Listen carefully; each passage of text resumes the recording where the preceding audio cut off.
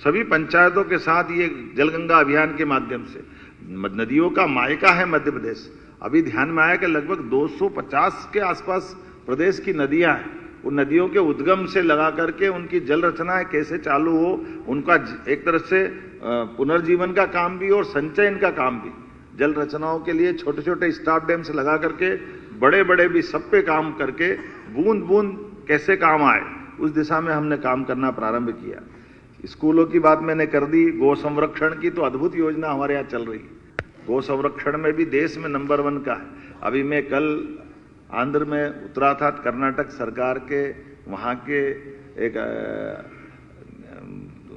Corporation के chairman आए थे। उन्होंने कहा टेक्नोलॉजी तो आप हमारी ले गए, लेकिन आपके राज्य में बहुत बड़ा काम हो गया, मैं आना चाहता हूँ आपके मध्य प्रदेश। हमने कहा जरूर आओ। ये खास करके हमारा ये जो वेस्ट से एनर्जी बनाने वाले प्रोजेक्ट चल रहे हैं, और ये जो पराली जलाने वाले जो प्रोजेक्ट जगह जगह, तो इतना अच्छा प्रोजेक्ट चल रहा है कि हमारे यहाँ अब धान का हो, गेहूं का हो, ये जो वेस्ट जितना निकलता है उससे बिजली उत्पादन, गैस उत्पादन, इसके प्रोजेक्ट भी खड़े हो रहे हैं। और गौ संरक्षण को लेकर के घर घर दूध उत्पादन बढ़े, 9% से 20% के टारगेट पे हम चल रहे हैं। भारत सरकार के माध्यम से हमने गुजरात के उस अमूल वाले प्रोजेक्ट के साथ अपने ब्रांड सांची को बरकरार रखते हुए इस दिशा में आगे बढ़े कि 3 साल बाद 20% तक दूध उत्पादन करेंगे।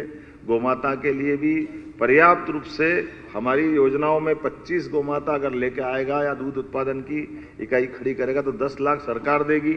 इसके आधार पर एक साथ 500% की प्रोग्रेस हुई पुरानी योजना के पालन करने में। जबरदस्त रूप से स्कोप आया और गौशालाएं भी बड़ी बड़ी बन गई। नगर निगम के अंदर ये खिड़क की कल्पना खत्म करते हुए हमने गौशालाओं के लिए संधारण के लिए भी 20 के बजाय 40 रुपए प्रति गोमाता, और उससे बड़ी 20 अलग से गौशालाएं जो 5,000 से लेके 10,000 20,000 की गौ माता के साथ। और पूरे देश के लोग अब आ रहे हैं क्योंकि प्राकृतिक खाद से लेकर कई सारी संभावना है। तो बड़ी बड़ी गौशाला उसको हम अपने उनके लिए 30% वो दूध उत्पादन भी कर सकेंगे। वो गौमाता को रखने के साथ हम जो अनुदान देते हैं वो अनुदान भी उनको देंगे। 125 एकड़ भूमि भी देने वाले। एक तरह से ये ठोस निर्णय कर रहे हैं जिसके बलबूते पर बड़े पैमाने पर देश भर के लोग आकर्षित हो रहे हैं।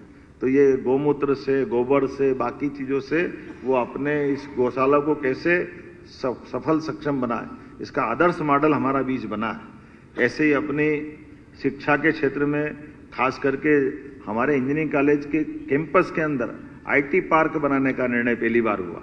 बच्चा वहीं पढ़े, वहीं रोजगार भी मिल जाए। और IT के साथ नई technology deep tech research park भी ला रहा है, साइंस सिटी भी बना रहा है, ऑब्जर्वेटरी भी खोल रहा है।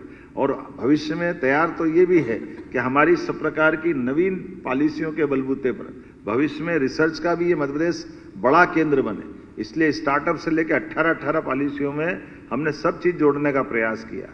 ऊर्जा की बात मैंने कर दी, सिंचाई की कर दी, आधुनिक विकास की कर दी, बदलती ग्रामीण अर्थव्यवस्था की कर दी, PM विकास खास करके गांवों के अंदर वृंदावन गांव की बात मैंने आपके सामने की है। अधोसंरचनाओं को लेकर के भी हमारे बीच ई-बस भी भविष्य में हम प्रारंभ करने वाले हैं, जो कि हमारी पुरानी कठिनाई थी जब हमने कई प्रकार से दूसरी रचना खड़ी करी। गरीब उत्थान के लिए भी सरकार के माध्यम से आपको केवल जानकारी के लिए बताना चाहूंगा, हमने बजट को भी 5 साल में डबल करने का जो टारगेट लिया है। 11,000 रुपये प्रति व्यक्ति आई थी 2002-03 तक। जब हमारी सरकार बनी तो 1,42,000 रुपया आई प्रति व्यक्ति हुई। आज की स्थिति में 1,54,000 रुपये प्रति व्यक्ति 2 साल के अंदर हमने ये आई बढ़ाई है।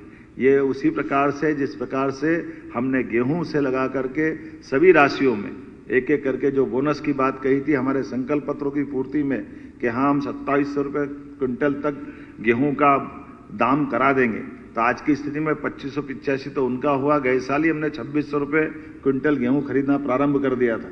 भावांतर योजना का लाभ तो आपके सबके सामने है।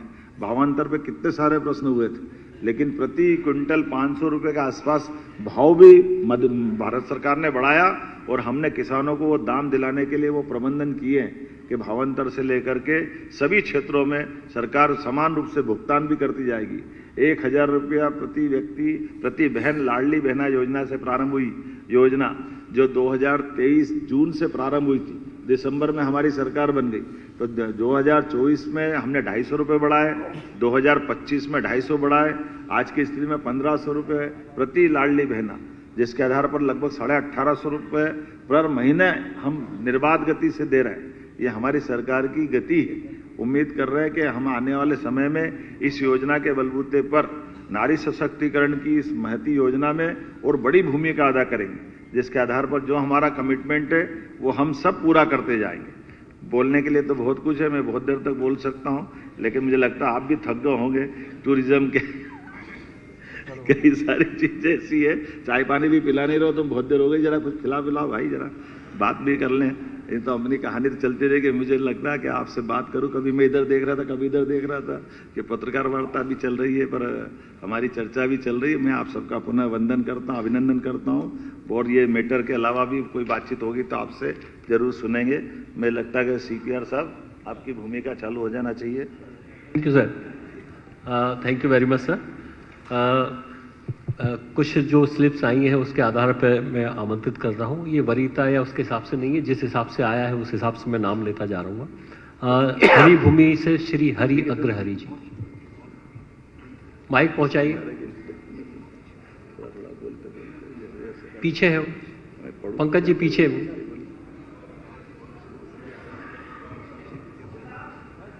ये माइक लेके बीच में जाइए।